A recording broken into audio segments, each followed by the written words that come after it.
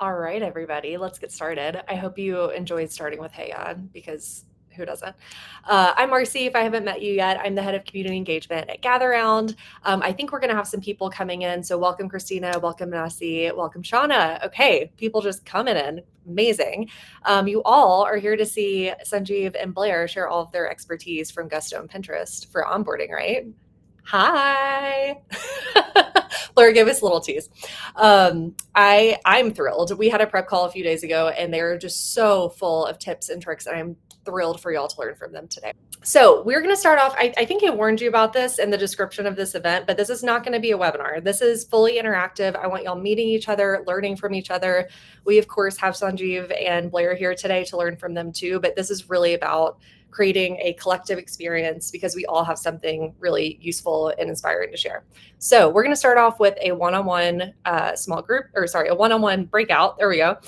Just about your last month. So share the things that were challenging for you, share the things that were amazing and excited you. And then we're going to do a quick group share to start.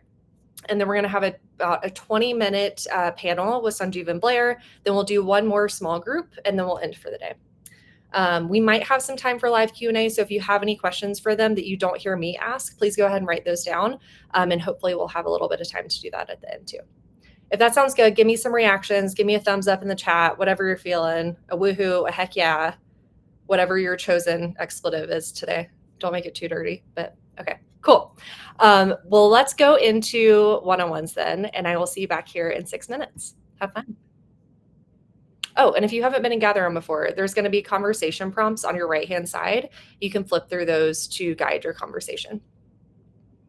All righty, so let's do a group share. If you have not done a group share before, this is going to bring, if you opt in, it's going to bring you up on camera and mic for about 45 seconds to give an answer to the prompt I'm about to show you. We're going to do something that if you were ever a camp counselor or a freshman in college or anything like that, you've probably done this before. It's called Rosebud Thorn. So rose is something great that's happening to you. A bud is like a budding opportunity, maybe an idea you have that you haven't started like working on yet. A thorn is a challenge or like maybe something not so great that happened that's top of mind. So you choose which one you choose which one you want to share, a rose, a bud, or a thorn, and then also introduce yourself while you're up here too. So if you want to join, click join activity. Would love for a bunch of people to join so we can hear a lot of different answers and meet a lot of different people. Perfect. I see a bunch of people joining. All right, we got Betsy up first. Betsy's going to hop up here with me for about 45 seconds. Hi. Hi. Hi, how are you? Great. Nice to meet you. Nice to meet you too. I just accepted a new position on our tools and automation team after I completely automated my entire job beforehand, and I'm super excited about it. So there's a lot of challenges with that, but I'm so excited to learn automation and skills, and I've been doing it for a couple of years now, and it's, hot. And I have dogs, so. I think most of us can understand that. If you have a dog, type in the chat and tell me their name and their breed and all of those fun things. I have an Italian Greyhound named Nana, so really get you. She coughs all the time while I'm on calls. It's very fun. Lauren is up next. Hi, I loved that activity. Also, my dog goes nuts anytime there's a delivery. But I would say, like, maybe it's a little bit of a thorn, but it ended up being a rose. Is I had a client who just didn't want to, meet me where my rates were, and I was trying to bend and say yes to everything. And I finally signed on for something, and it was a shit show. It was totally not a good experience because I kind of compromised my values and like my parameters, and it didn't set a good example. So I think like in the learning was you can't say yes to everybody, but it was tough. Way to turn that into a learning. I would have just been upset about it. So good for you. Also, Lauren has an amazing podcast if you ever want to listen to it. Feel free to post it in the chat, Lauren. Melissa, I don't think I've met you yet. I'm in Boise, Idaho, so I'm happy to see other Mountain Northwest people here because we're few and far between. Kind of a thorn lately is just the enemy of time and instructional design. I have several projects coming up, and a big one is a set of like 8 storyboards that I'm desperately trying to like prototype out really quickly, and there's just never enough time to build it all out. So time management, I can't believe it's already the end of August. Isn't that incredible and horrible all at the same time? Oh, thank you for sharing with us, Melissa. I'm sorry all that's happening at once, but I know Okay. you can do it. Okay. We just met, but I know you can do it. And Blair is last but not least. Hello. I Hello. would say my bud, I may get into it a little bit, but my onboarding program feels like we're just on the cusp of something new and big. And so I feel like I have a lot of buy-in from stakeholders, and we're getting closer, but similarly, like time is always the enemy. And getting everybody on board, and I have asks of a whole bunch of partner teams, and just like getting everyone to go in the same path and go in the same direction and target a launch date is hard. Aren't deadlines so fun, especially when you're trying to get a bunch of different teams to agree on one? Nearly impossible. I hope you don't mind me sharing this, Blair, but Blair also has a very literal little bud in his family. He just had a baby a few months ago. So I'm extra grateful he decided to be on this panel, because I know your life is not super easy right now. If anyone else wants to join, you are welcome to click join activity above my head. If not, we can move on to the next thing. Okay, cool. Yes, congrats, Blair. Alrighty, so I would love to invite Sanjeev and Blair up, and we will start our little fireside chat, if y'all don't mind. Hello. Hello. Hi. Let me unpin myself so we're all the same size. Perfect. Okay. I'm so excited to have y'all here, and you both know each other, which is also fun. Can you tell us how you know each other before we get into this? Well, the onboarding world is small. Yeah, Blair and I have stayed connected in an onboarding community that I was added to by my manager here at Gusto, who did onboarding before I did. And it's like, I'm part of this group of all these amazing onboarding professionals from other companies. And I think we've just been hanging out ever since for the last couple of years. I love that. Yeah, it's been a couple of years. We one of my managers a while back challenged me to just like stay connected with what's going on in the onboarding world, and this is before Gather Around was doing these regular meetups, and so I just LinkedIn searched for like literally keywords onboarding, new hire onboarding, I think, and just cold called, reached out to a bunch of people, and so now I have a group of like, I don't know, 8 or 9 people, so kind of small, kind of fun, monthly, where we meet up and just like talk about what's going on. So very similar to this, except so way less formal, way less fancy, I guess. I wouldn't consider us fancy, but I appreciate you thinking so. The tool is we just use Google. Yeah, Meet. okay, I'll take that. I'll take that. That's awesome. I mean, obviously, because this is what I do for a living, I think peer networking is the most important part of what you can do as a professional, just to keep yourself sharp, like make sure you're always inspired. So I commend y'all for making time to do that and meeting each other because of it. Okay, so let's start with kind of the basics. I want to hear a little bit about like the size of your new hire onboarding classes coming in. And then we can kind of like deep dive into like what y'all are doing week over week. But I want to start with size, just so no one's comparing like apples to oranges here. Everyone's going to have different capacity. We don't need to be ashamed of that. And everyone's going to have different team sizes and all that kind of stuff. So Blair, why don't you start, and then we'll move to Sanjeev. Sure. So at Pinterest, we are onboarding 50 to 60 folks every other week. So a little more than 100 a month. We have been at that pace for about a year and a half or so. So all of 23 and the first half of 24. We are adding a few extra dates in the back half of 24 to account for a little bit of a surge. So we'll continue at that like 50 to 60 per cohort, but we're adding, I think, 3 or 4 more dates. So we'll up that total number. Okay. Yeah. I would say that's large, right? Mostly. That's a lot of people. Especially compared to the small little startup that I worked at before this. Before that, I was at Twitter, and we did weekly. For a hot second, we did weekly, and we were like 70 to 100 every week. It was like wow, madness. Yeah, that's insane. If y'all want to type in the chat about how many your onboarding cohorts are, that would be lovely, just so we can get a sense of who's in the room. Sanjeev, what about you? Oh my gosh, I'm gonna give you a big range. I am like, the numbers are not my thing. This is why I do public speaking. But like anywhere from 10 to 80 average per class. We do see hiring spike between July and October because we prep for the end of year. So there's bigger classes. It can be up to 100, things like that. My biggest class that I've done here, maybe about 100-ish. But no different energy from 2 people to 100. But yeah, it ebbs and flows. Next week, we're gearing up for 20 people, full-time folks, and then we have contractors as well. But yeah, it can be depending on the time of year. That's kind of nice though. You don't know what you're going to get all the time. So sometimes it's like an intimate class of 20, and sometimes you feel like you're shouting into a stadium of new hires. But they always get the stadium level performance, whether it's 20 or 200, they're going to get the full experience. I have worked with Sanjeev for 2 years, 3 years, and I absolutely believe that's true.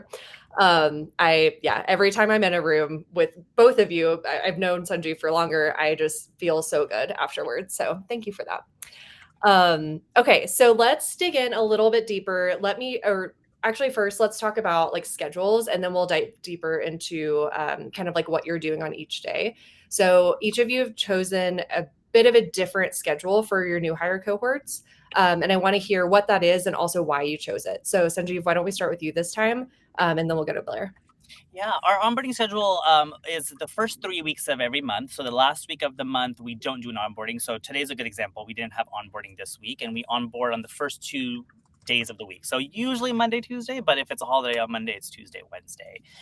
This is for everybody across the board. We don't do differentiated onboarding for different experiences or levels. And it's remote always. Because of our sort of global way of hiring, but mainly across the United States in different time zones with teams in Canada, Turkey, and Mexico, everybody comes to the same virtual front door. It establishes a nice footprint, and then they can go into the office experiences should they want after that. But as you all know, even though we do 3 weeks of onboarding, that last week isn't just like I'm hanging out on a beach right now. It's production week, so we're constantly flipping basically taking the thing on tour and keeping it moving. So day Love one, it. day 2. Perfect. And Blair, what about you? We do a week-long program, so Monday through Friday, but only like 2 to 2.5 hours a day. We're onboarding all EMEA through Americas at the same time, and so we need to be kind of respectful of that middle ground. So it's roughly 8 a.m. to 10 a.m. each day. Day 1 is IT, like laptop setup, and then like just welcome to Pinterest. It is very like, this is the company, this is our mission, we're here to inspire, and it's very inspirational from a new hires perspective. We like want to combat any imposter syndrome. Like it's very, you belong here, we're so happy to have you. We can't wait to show you, the rest of your career. Days 2, 3, 4, and 5 are like team deep dives, information about our customers and our product, and meeting with a few execs, depending on who's available that week. So just kind of engaging folks a little bit each day of the week to kind of spread that out, and also, of course, be mindful of time zones. Love it. And Sanjeev, what about you? What is the content of those first 2 days for folks? Yeah, day 1 kicks off with an IT session where they're getting sort of the tactical device setup. We deliver all devices to homes and provide them very clear self-serve instructions with an hour-long IT touch point where it's like support should you need, but an overview of like security and systems and all of that. Then they move over to the Welcome to Gusto experience, which is facilitated here in Gather Round. And this is, I like to call the like hype, excitement, affirmation session where we're introducing you to each other, the experience, but also to the company and the culture from this point of view, this vantage point. It's my opportunity to, just like Blair, remind them that imposter syndrome is natural. It will come up. It's inevitable, but we're here to remind you that you've made the right choice, and we're so happy to have you.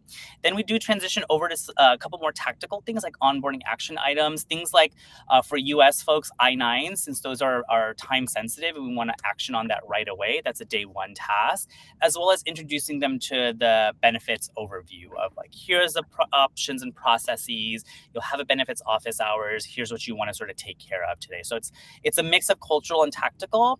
And then we build in solo time in the afternoon afternoon for them to be able to go through that experience and review anything, ask us questions as well.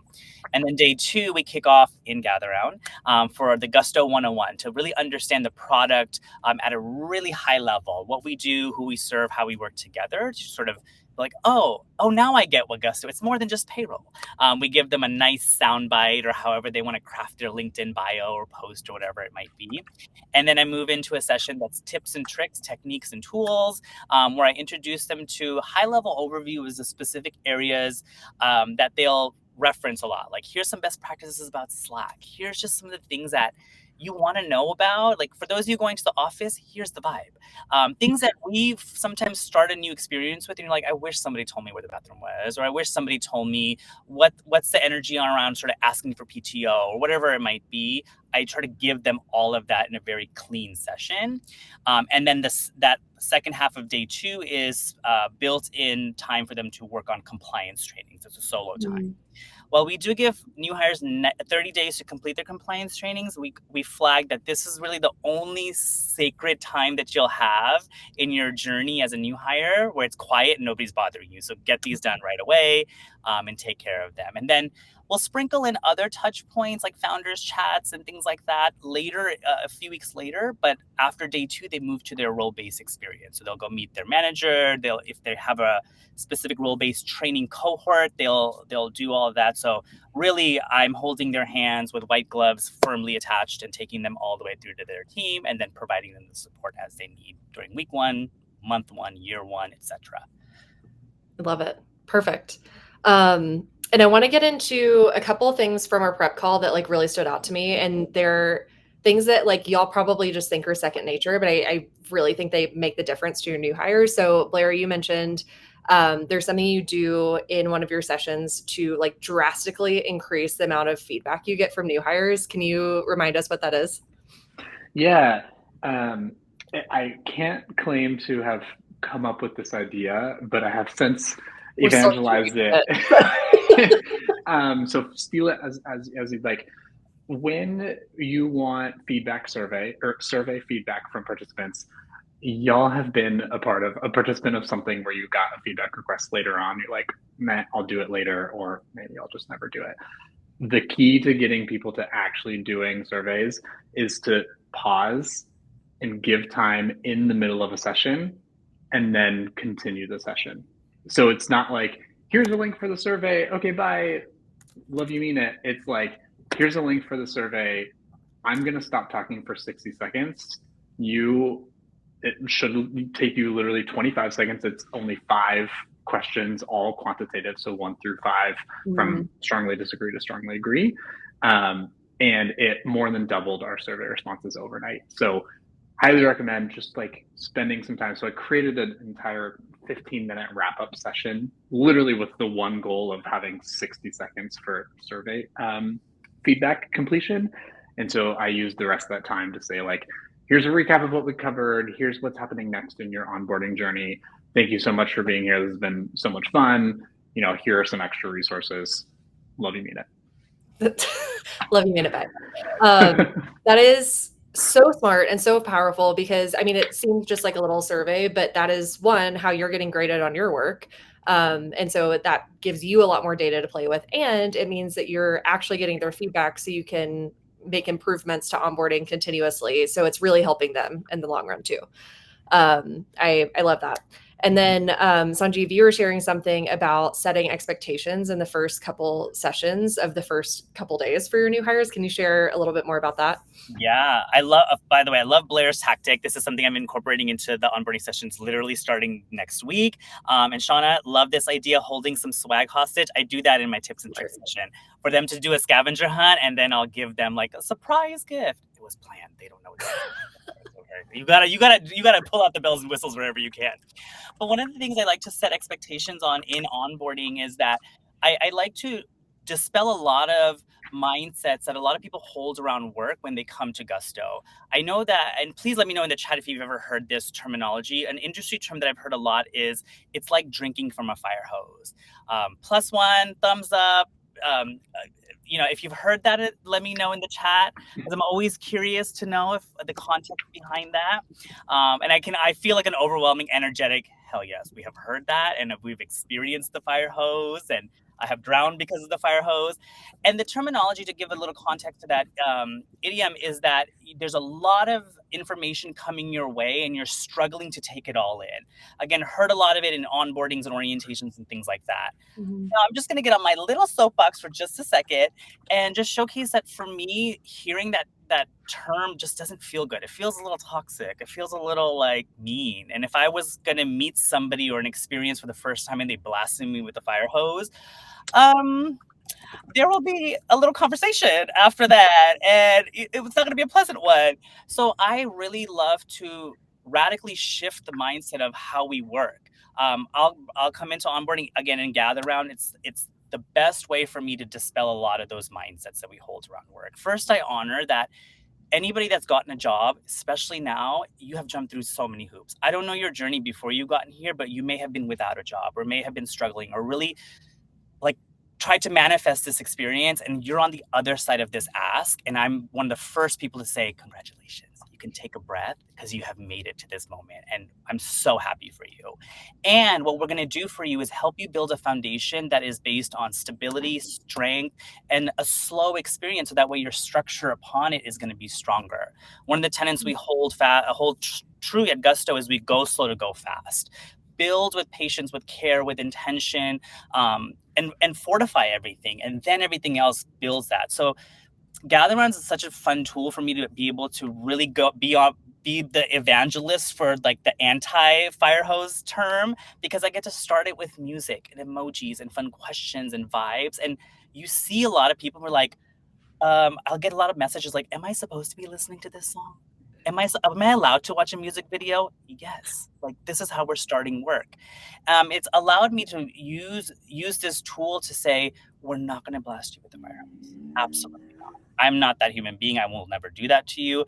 Now, when they get to their teams, they may be in the splash zone. I get that. And that's my big, bud, is to change Gusto's full mentality, especially some managers and things like that, on how to onboard people with some grace and dignity and patience, because we're not going to change the world on day one, friends. No matter how business critical this hire is, they are not making a significant impact on day one.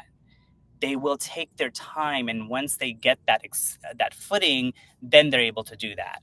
And so again, it just is my personal way of imbuing humanity, kindness, care, and love, all those things that we want in our lives that we often sort of put aside for the 8 hours of work where we're earning money. No, we can have both. And we have learned that that's much more effective. And our feedback that's been coming in, it really honors a lot of that. And I'm really grateful because it allows me to continue to make a business case for the strength of the program, why I need more growth or why I need more opportunities or more buy-in from different partners, that I need you to be on the same level that we're on day one and day two. It's made a lot of positive changes. And again, just shout out to Gather Round for allowing me to start off with a music video or just start off with some cool questions and fun emojis, because it gives people that psychological safety that, hey, this is an okay space. I didn't ask him to say that, for the record, but I'm not a paid spokesperson for Gather Round, but I love the tool. I was about to say, I love you for saying all of that, but I for the record, he wasn't. Thank you for saying that, though. That made my day, truly. Okay. Also, just to back up a little bit, one of my ethoses with this community, onboarding, but the entire Gather Round community, is I don't like fluff. I like for people to be real. I want to be vulnerable in these spaces. So we know that Blair and Sajiv are fantastic at their jobs. But I also want to ask y'all, what's going on in your world that you maybe you're struggling with right now or don't fully know the answer to, or trying to solve, because I would bet that some folks in here have the same challenges that they're running into. So do y'all mind sharing just kind of what's on your mind, what's kind of keeping you up at night? Blair, let's have you go first on this one. Sure. One thing I'm trying to solve right now is comms. The forever thorn in my side. Once you do all the work to automate comms, there's something that comes up that you need to like change it, or you need to whatever. And so I mentioned those additional onboarding days that we're adding this year just kind of mess with our automation protocol, if you will, because it's just different. And I don't want to get into the details, but basically, like, now we need to kind of unravel what we've already raveled up. And so we're getting back into like the very first questions that we asked a long time ago, like, should we automate comms? I'm like, oh, we just did all this work to automate it and it's working well. And like, we can't let these like little 3 edge cases throw us off. And so right now the answer is like, we just send individual emails to every new hire for those 3 extra dates and just live with it. Like, we be okay with that. And the comms are like, hey, quick little update. Want to clarify something since you're starting on a special date. Like, I just cannot have us go back to fully manual to do that every other week like it was. So just comms. Well, especially with your volume, that would be 100 individual emails potentially for. Which is what we used to do. And we used to do like 2 to 3 touch points before day one. And so it'd be like, 300 to 500 a month, which was just wild. Yeah. But of course, once you automate things, you're like, you get so specific, and we have really smart people on the workday side to do all the automation. But like, it just. So it's tiny logistics that always somehow get in the way, no matter what. No matter what. Yeah. What about you, Sanjeev? Auto comms are great, Blair.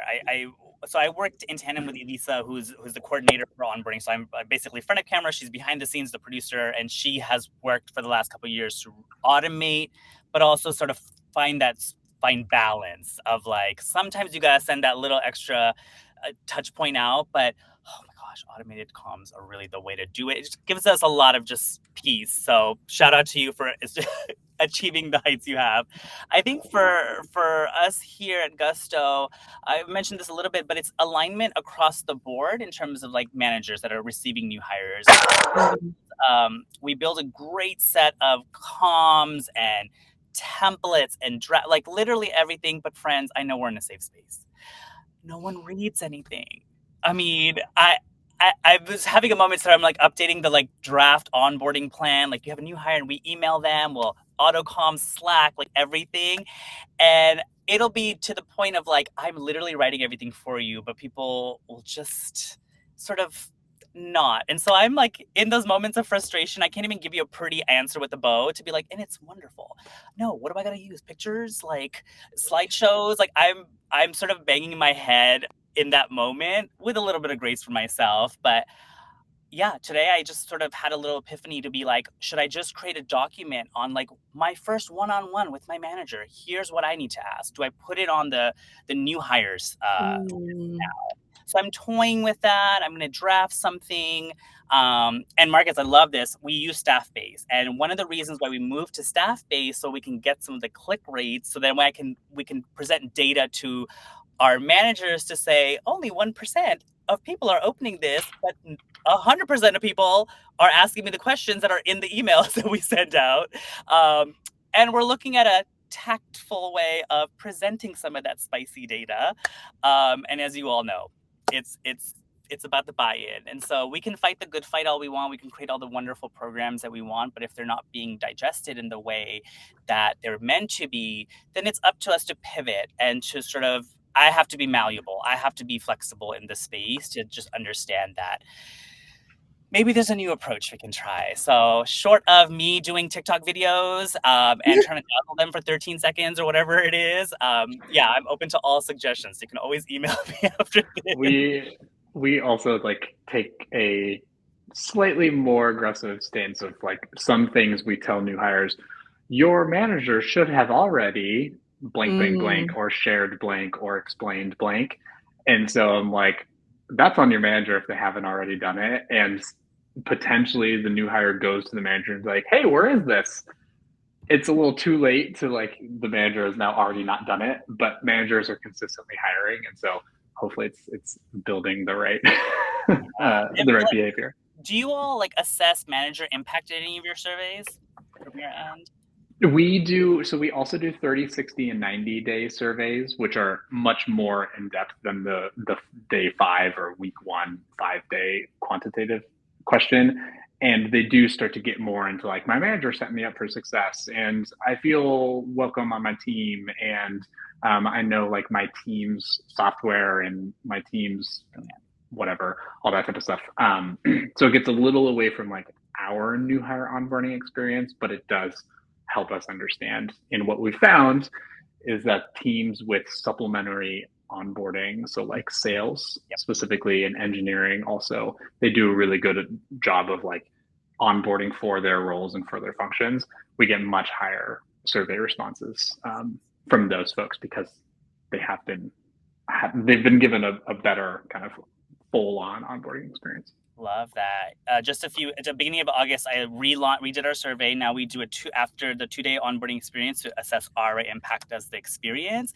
And now we're launching a 30-day experience. So in month 1, did my manager provide me this, this, and this? Do I have? And so that data will be helpful to then go forward. But to your point, Blair, for our same thing, our team sales, customer experience, as well as engineering, they have such a role-based training like model and cohort experience those aren't the data points that I really want to punch into. There are some other areas of the business that these survey results will help me continue to drive towards a greater definition of success. So I'm glad to see that, yeah, we can definitely assess that with our very valuable surveys. Love that.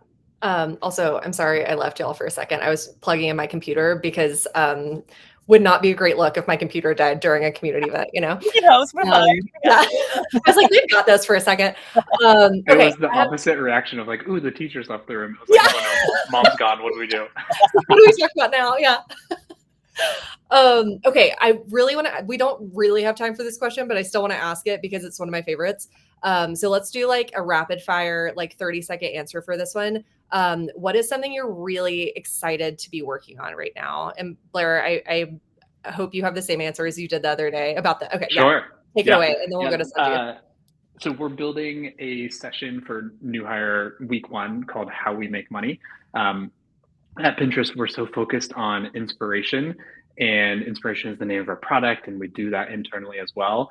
And we talk about how we give back to the community through our philanthropic efforts, and we talk about our customers who use Pinterest to like rebuild their lives and whatever. And it's so touchy-feely and beautiful and fun, and people are like, wow, this is the coolest nonprofit I've ever worked for. It's like, no, wait, actually, we like run a business. We are part of the capitalism, if you will, and like the business that we run pays our salaries. So like, let's talk about it. So it's going to be kind of a primer on what is the ads ecosystem, how does Pinterest compete with and play with other social media names, how do we serve ads, where do we serve ads, how else do we make money, what other revenue streams are there, just to give people a more kind of holistic view of this company that they work for rather than just like this inspiration engine that we talk about. I love that because it also helps people understand like how they fit into this like greater wheel of how y'all succeed as a business, right? For and sure. Yeah. I totally like it is so important to talk about values and like mission statement and all of that during onboarding, but it's also like how do we like not get you laid off in the next couple of years, you know? Yeah. That's a reality. So love that. And Sanjeev, what about you? Oh my goodness. I think that for me, there's so many different sort of things that are bubbling up, but I'm excited to help continue to build out a more intentional touch point past the onboarding experience. So looking at more impactful 60-day experience, what does that look like? I want some more re-engagement, like physical virtual re-engagement. We can bring everybody back into a room, maybe gather around and have a conversation around communities and support. And then looking at other milestones. So at Gusto, at 6 months, once you're here, we give you a little gift. And that's right now it's an automated Workday email. It's not like, woo, like if you miss it, you miss it. So I want to like maybe have an event or some sort of moment to celebrate that milestone and say, great. And same thing at 1 year. I want to map that out. What does a 1 year touch point look like? Because we also give a gift at 1 year, and that's also a big moment for a lot of folks, especially in tech. And so just mapping out the employee lifecycle experience, looking at a lot of data, looking at a lot of market research, and working with partners here to just understand from the learning and development standpoint mindset, where are we mentally and what information is going to be impactful at those main milestones. But as we all know, the biggest thorn there is herding cats and bringing people back into a virtual room because everybody has run off into their worlds. And my one goal here is, I think, to prevent silos. I'm trying so hard. And so, again, things like Gather On help me, again, not a paid ad, help me like create bridges between cross-functional friends and like make friends. I'm like, be friends with each other. Like, you're not in the same field, but talk to each other or have a one-on-one. And so hopefully those seeds that have been planted will make for a really impactful and engaging employee lifecycle experiences, at least through year one. And then we can assess impact and see, that our programs are really valuable, because all the work we do, I know collectively, really makes all the difference for warmth and engagement. And then to Blair's point is then showing them, you're also here to make money, because the salaries and some of the snacks that we may have in our offices and, the LaCroix and things like that don't pay for themselves. And so I think that if you're embodying a full holistic mindset and you're supported in all areas of your journey, you imbue that joy into the work, and the work gets better, the product gets better, we make more money, and we just keep thriving. And so that's where I'm at right now, is to see what the first year experience is going to look like. Love that. Can personally attest. I've been to Gusto's office. They have amazing snacks. So I know y'all are making money somewhere. Small businesses that use us. Yeah. I love that you said the phrase preventing silos, because I think that's something that, as more companies are going remote and several are distributed, or most are distributed, it's so hard to do. And new hire onboarding is one of the areas where like everything's a level playing field. Everyone's new. And so there's no like inaccessibility or like unapproachability. You have that as kind of like a playground to just let people be themselves and get to know each other. So that's one of my favorite things about new hire onboarding, and like your role in particular. It's so fun. Okay, so we have 10 minutes left. I'm going to shorten our small group breakout just a little bit so we have time for it. But I want to give y'all a chance to debrief some of the ideas you heard here, how this applies to what you're doing, your version of everything that I just asked about. So you're going to get matched with 2 or 3 other people in this room and just have a few minutes to chat. So this is going to be about 7 minutes. I promise to get you out of here on time. So let's go ahead and go in there, and I will see you back here in 7 minutes. Enjoy. Meet someone fun. Maybe your new best friend. Maybe you're the new Blair and Sanjeev of this event. Who could say? All right, bye. Was that fun? How was that? I saw you were both in different groups, which is fun. Great combo. Good. Okay. That was great. We talked a little bit about touch points like 30, 60, 90, getting the cohort back in person, which is hard. Yeah, totally. Cool. Well, we have 3 minutes left. I'm gonna do a little full circle moment. Actually, do we have time for this? Yeah, let's do a quick group share, and then we'll do a little feedback, and then we'll break for the day. So I would love to hear one thing from one person that you found interesting today that kind of inspired you for the rest of the week. And you only have 30 seconds for this one, so super short and snappy. But yeah, would love to hear from y'all what you learned or what you were inspired by. And if no one shares, that's okay, but it will make me slightly sad. Thanks, Melissa. Be the former teacher in me. I love the sound of my own voice, right? A lot of things have been inspiring today. I've been particularly interested in listening to like Sanjeev talk about the big classes and engagement, and really thinking umbrella, like big picture. There's so much that I could go on. So that's a highlight though. Awesome. Thank you, Melissa. Love it. Blair and Sanjeev, did y'all have anything that stood out today that you were either just like excited to talk about or hear from someone else? I like taking Sanjeev's drinking from the fire hose thing. I'm like, I need to rethink some of the language I use, because like Marcy, you and I both chatted at the same time. Like that sounds like literal torture. Like, like actually, and language is ever evolving, and something that like actually, yeah. Are there other like idioms and phrases I use that like probably are weird? Probably. That's a great one. Yeah. We all mean well. I think that, in these situations. So I think of it as always a good opportunity for us to know words carry everything, especially in these vulnerable moments when you're starting a new chapter, you're starting a new journey. You're already so anxious and all these things. So there's a little bit more softness in a human. I always try to think, and this is a teacher brain in me too. So I want to plant the seeds of joy, excitement, affirmation, and all of that. And so however we can do that with language, I try to try to do that. Love that. Yeah, I love it. I'm going to bring this full circle in our last 30 seconds. I'm going to do quick feedback survey. So Blair was talking about this earlier. I have my own. It's built into Gather Round, which I love. One question, terrible to great. How was this for you? Did you find it valuable? So when you press a smiley face, it's also going to give you a like freeform text. If you want to tell me your favorite thing, your least favorite thing, it truly helps me do my job better. So would love to hear your thoughts on the day. Blair and Sanjeev, thank you so much for being here. This was a really, really fun conversation, and I hope for everyone very useful. I found it very useful. But thank y'all so much. It was also fun to see you both together since I know y'all have been friends for a bit. And yeah, everybody join me in thanking them through reactions or chat or however you feel inclined. But appreciate you both very much. Thanks, Marcy. Thanks, Marcy. Thanks for having us. And everybody in the chat, thanks, y'all. See you all soon. See y'all. Yeah. I will send out as a follow-up just like information on how to connect with Blair and Sanjeev on LinkedIn, as well as some information on Gather Round if you're interested. And if you want to join us for another community event soon, would also love that. We're having, excuse me. Oh no. We're having some fun ones on community building next month that I think definitely apply to onboarding new hires too. So look out for those. All right. Bye, everyone. Thanks, y'all.